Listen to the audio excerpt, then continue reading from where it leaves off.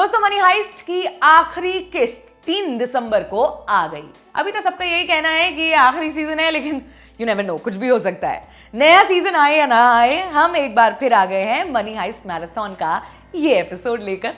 इस पूरे हफ्ते हमने आपको मनी हाइस्ट के लगभग हर कैरेक्टर के पीछे के एक्टर की कहानी सुनाई। प्रोफेसर के बाद बर्लिन, बर्लिन से गए टोक्यो, टोक्यो से पहुंचे नैरोबी, फिर आर्तुरो, अलीजिया, रकेल के यहां हाजिरी लगाते हुए हम पहुंचे हैं मनी हाइस्ट के अगले किरदार रियो की कहानी सुनाने। रियो, प्रोफेसर की टोली का computer hacker.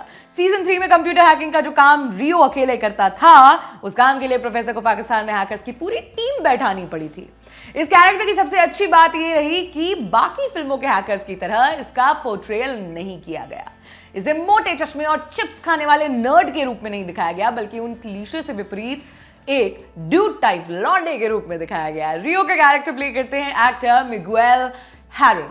Miguel Money Heist के सबसे कम उम्र के एक्टर हैं। जहां उनके साथ काम कर रहे बाकी के एक्टर्स 90s से काम कर रहे हैं, मिगुएल ने अपना करियर 2015 में ही शुरू किया और मात्र 2 सालों में ही मनी हाइस्ट की बदौलत वो पूरी दुनिया में फेमस हो गए। हाय, आप देख रहे हैं दी ललन टॉप। मैं हूं सोनाली। शुरुआत हो चुकी है मैटनी शो की। हमारे सेगमेंट का नाम स्पॉटलाइट है। रियो यानी कि मिगुएल इतने फेमस हो गए कि आज ललन टॉप पर आप अपने गांव शहर में बैठे इनकी कहानी सुन रहे हैं। तो चलिए शुरू करते हैं।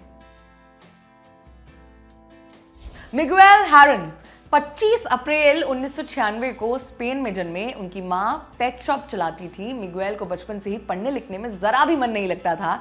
उन्हें तो बस दोस्तों के साथ धमा चौकड़ी मचाने और साइकिल चलाने में बड़ा मजा आता था। मतलब साइकिल के लिए तो मिगुएल एकदम दीवाने थे। ऐसे तो उनकी लाइफ ठीक ही चल रही थी, लेकिन पता नहीं क्यों उन्हें हमेशा ऐसा लगता था कि वो 30 साल के होने से पहले ही मर जाएंगे। एक न्यूज़पेपर को दिए इंटरव्यू में उन्होंने कहा, मुझे लगा था कि मेरी किस्मत में 30 साल की उम्र से पहले मरना लिखा हुआ है। मैं सपनों में भी अपने आप को 30 से ऊपर नहीं सोच पाता था और अपने सबसे खूबसूरत सपने में भी मैं अपने आप को किसी मैकेनिक की दुकान पर काम करता हुआ देखता था। भले मिगुएल अपना भविष्य अंधेरे में देख रहे थे, लेकिन किस्मत ने उनके लिए कुछ अलग ही प्लानिंग कर रखी थी। मंगलवार का दिन था। रात के तकरीबन 2 बज रहे थे।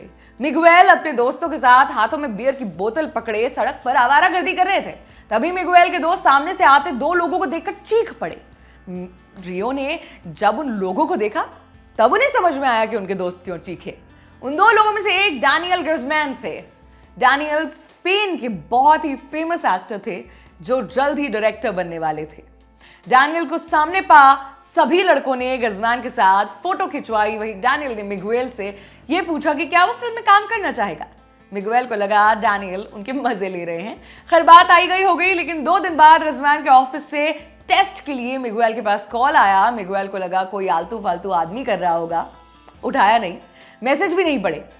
जब अगले दिन फिर उसी नंबर से कॉल आया, तब मिगुएल को लगा कोई सीरियस तो मैटर है। उन्होंने कॉल उठाया। सामने से डैनियल ने कहा वो फौरन आकर ऑडिशन दे दें। मिगुएल को यकीन नहीं हुआ। उन्हें लगा उनके साथ मजाक हो रहा है। बहरहाल वो फौरन गए, ऑडिशन दिया, जहां वो सिलेक्ट हो गए। फिल्म का नाम था नथिंग इन रिटर्न, जिसके लिए मिगुएल को काफी अवार्ड्स, इनाम भी मिले। मिगुएल 2 व्हीलर के दीवाने हैं। उनके पास अनेकों साइकिल्स हैं, जिसे वो पहाड़, सड़क, बेसिकली जहां चल सकती है वहां ले जाते हैं। और सिर्फ साइकिलें ही नहीं, कई मोटरसाइकिलें भी हैं। हालांकि मोटरसाइकिल्स कम ही हैं, क्योंकि मिगुएल को थोड़ा ही वक्त हुआ है ड्राइविंग लाइसेंस मिले हुए।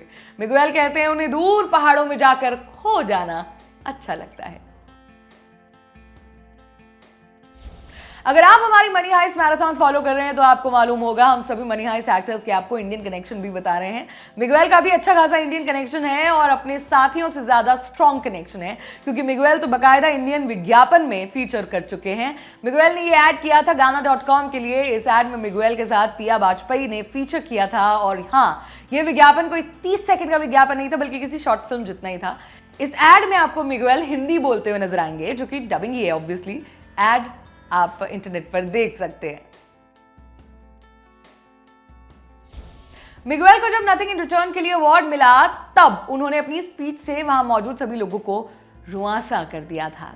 उन्होंने बताया कि कैसे उनके जीवन में एक वक्त ऐसा आ गया था जब वो मर जाने की बात सोचते थे। मिगुएल ने अपनी स्पीच में कहा था, जब मैं छोटा था तब मेरा दिमाग एकदम खराब था, मुझे हमेशा वाहियात ख्याल आते थे, मैं वो लड़का था जिसके कोई दोस्त नहीं थे, मैं सामाजिक नहीं था, मैं अपनी ज़िंदगी से खुश नहीं रहता था, खुद को ही मैं पसंद नहीं करता था, अपने आसपास के लोगों को पसंद नहीं करता था।